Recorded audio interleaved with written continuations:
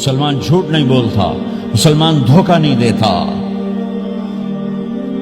مسلمان کی زبان سے سخت بول نہیں نکلتا، کسی کو بے عزت نہیں کرتا، کسی کو کی بے اکرامی نہیں کرتا، کسی کا دل نہیں توڑتا، کسی کو ذلیل نہیں کرتا، خود سہتا ہے، اوروں کو خوشیاں دیتا ہے، خود دکھ سہتا ہے، اوروں کو راحت دیتا ہے، خود تکلیف سہتا ہے۔ یہ میرے نبی کے اخلاق ہیں، یہ میرے نبی کی زندگی ہے، اور یہ اسلام کا سب سے بڑا چیپٹر ہے اور سب سے مشکل چیپٹر ہے۔ جب میرے نبی نے لمبی نمازیں پڑھی تو اللہ نے روک دیا کہ میرے حبیب ما انزلنا علیک القرآن لتشقى، اتنی لمبی نماز نہ پڑھ کے تو تھک جائے۔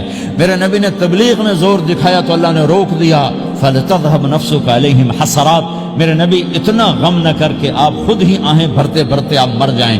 میرے نبی نے مال سارا خرچ کیا، اللہ نے اس سے بھی روک دیا، وَلَا تَبْسُطْهَا كُلَّ الْبَسْطِ فَتَقْعُدَ مَلُومًا مَحْسُورًا، اتنا خرچ نہ کریں کہ آپ خود پھر دکھی ہو کے بیٹھ جائیں۔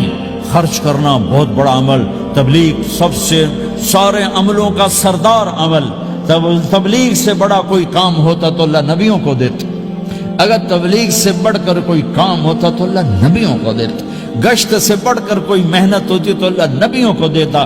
950 سال نوح علیہ السلام گشتی کر رہے ہیں، اور اللہ کی مان لو، اللہ کی مان لو، اتنا عظیم عمل کا میرے نبی درمیانہ نماز سب سے بڑی عبادت، میرے نبی درمیانہ کام، لیکن جب میرے نبی نے اخلاق اچھے کیے،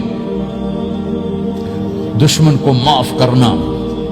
لیکن ایک آدمی آپ سوئے ہوئے تھے، آپ کی تلوار لٹکی تھی، ایک آدمی آیا، اس نے آپ کی تلوار اتاری اور یوں ہماری پسلی میں، آپ اٹھ کے بیٹھ گئے۔